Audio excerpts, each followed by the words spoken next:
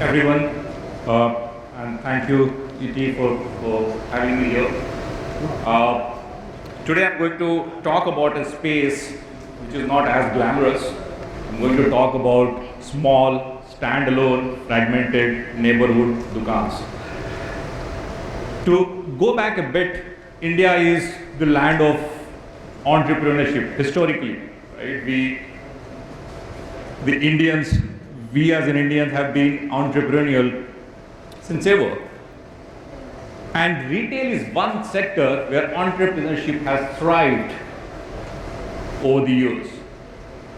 And I'm just going to talk about how that landscape of retail has changed in last 10 years.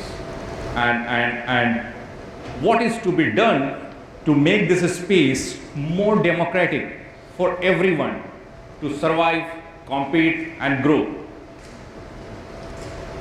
So just to give a glance, this is how the evolution of this space we have seen from a village melas to neighborhood stores to government-sponsored khadi, and then we have this departmental stores, and then we have this new gorilla coming, e-commerce, and the landscape changes in entirety, right? I'll take all of you back about 6-7 years from now. I was having a ringside view, rather I call it, sitting at one of the largest e-commerce players here. We were launching categories after categories. We started these days, that days, and while we were doing all of this, we were changing the landscape forever for the industry. And what was happening, not just landscape for the industry, but consumer buying behavior was changing around that time. And this was largely about this. So if you look at today, the market share of different formats of stores, this is how they structure. The single standalone stores that we are talking about command about 65% of the market today. And the reference I'm taking is consumer electronics products, right? So this is consumer electronics products where smaller stores who are large in density, there are about 50,000 of them, who command about 65% of the market. And then we have the chain retail, all your large format retailers that you can think of, and then online comes. Now, what changes post 2015? And 16 and onward and today is that the selection parity, right? You walk into a physical standalone store, you will find there are only 50 televisions for you to choose from. You will find there are only 40, 50, 60 refrigerators for you to choose from. Whereas if you go to an online single destination, you will have thousands of refrigerators to choose from. And this changes everything for these small stores. Not just this. When it comes to pricing, right, they were starting to lose on pricing parity also. And this is one thing that has changed post 2014-15 and constantly changing in that direction, where a small store in its as-is form cannot offer as large selection as an online player, may not be in a position to offer as great pricing proposition to its customer as an online player. And hence, you see a lot of consumers moving towards online or large format players who are able to compete and be a challenger in this space. And this is where we see that democracy is lost. It's almost like the survival of the fittest in this space today. Which means whoever has the large bargaining power, whoever has access to large capital, whoever can afford to buy and stock more, is going to win this space on long term in its as-is form.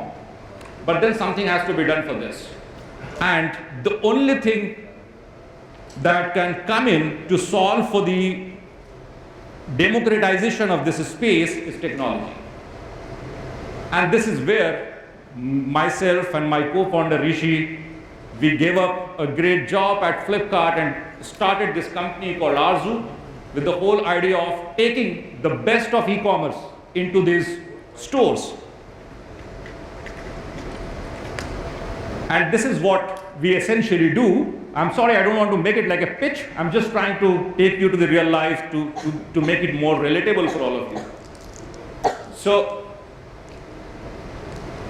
So this is what ARzoo does essentially, that it solves for the first problem of the physical stores, which is the lack of selection, the selection parity that I was talking about.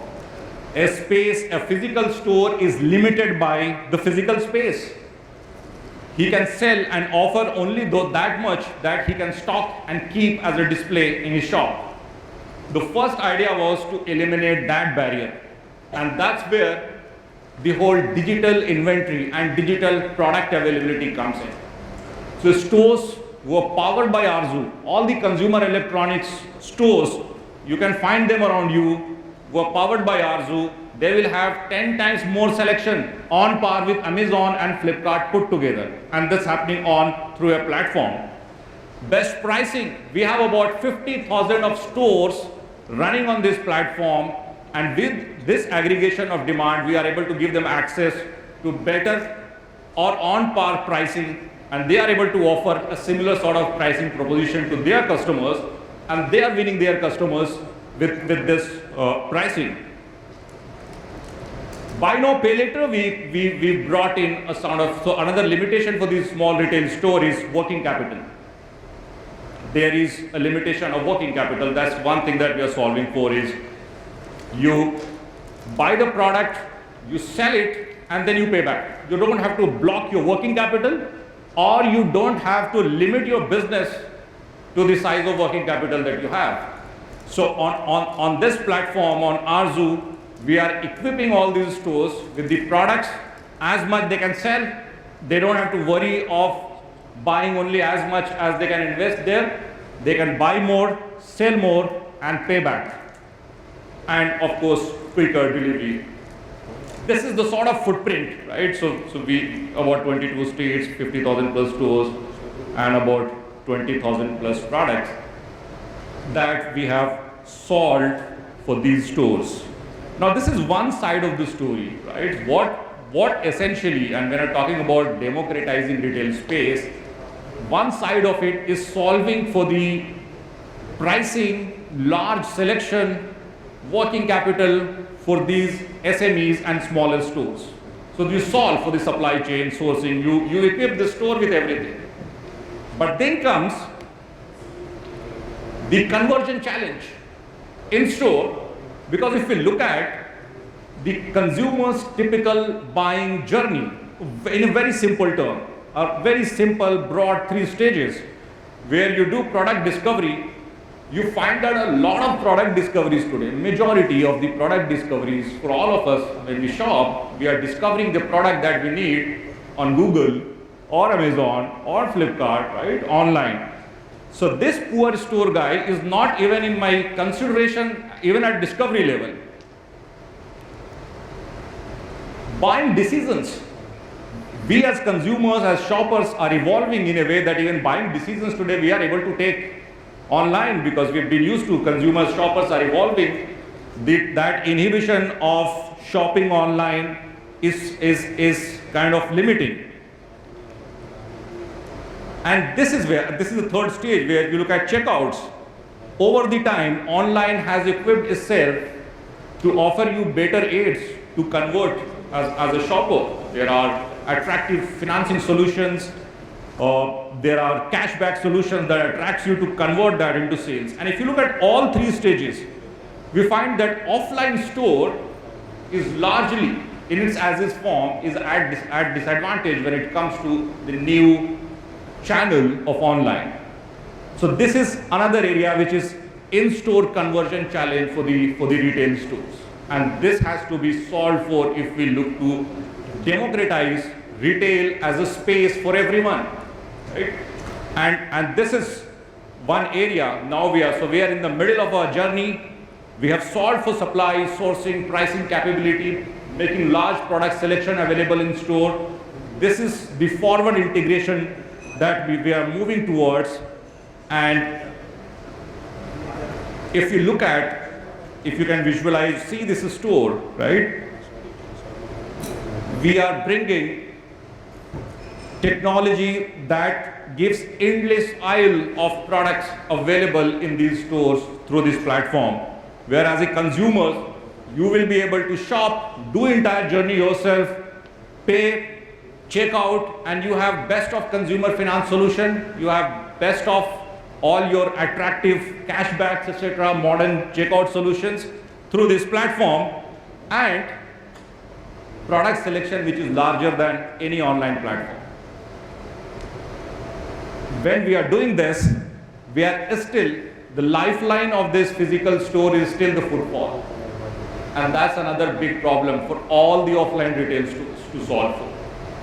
You can't just open your shutter in the morning and still depend and wait for somebody to walk in, hoping to convert that customer.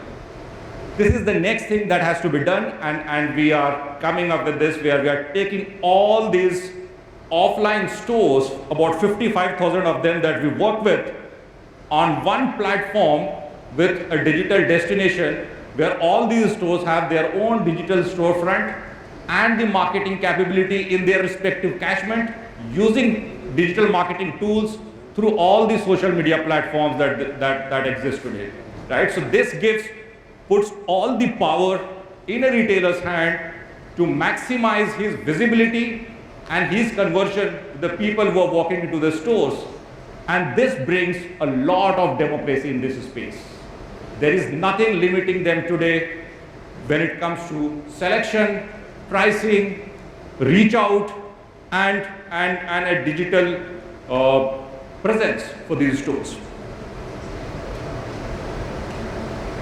And when we are talking about aspirations of these stores, we see ourselves as enablers, and this video just reflects how we are working towards their aspiration, and we are trying everything to fulfill their aspiration as an enabler.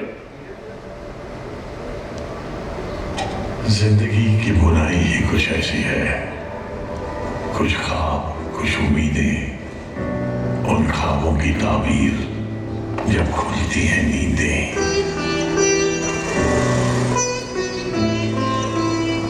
तेरी एक छोटी सी खुशी, वो मेरी बड़ी सी आरज़ू, कुछ पाने की, कुछ कर गुजरने की, कुछ बन जाने की जिद है। जल्दी करो।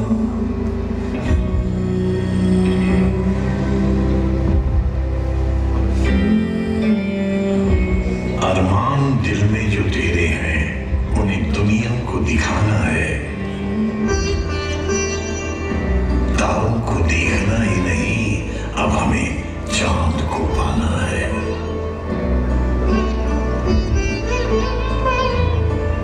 साथ हो जो तजुर्बा और जज्बा, एक नई शुरुआत होगी। मिलके बढ़ाएंगे कदम, तभी तो कोई बात होगी।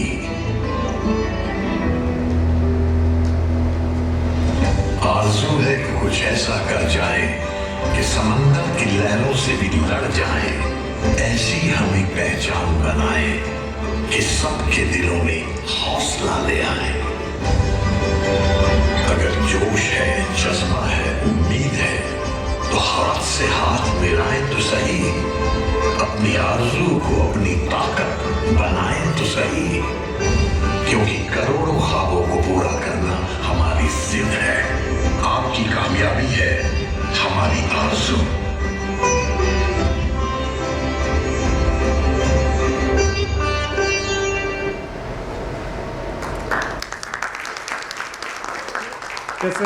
This is what we are doing.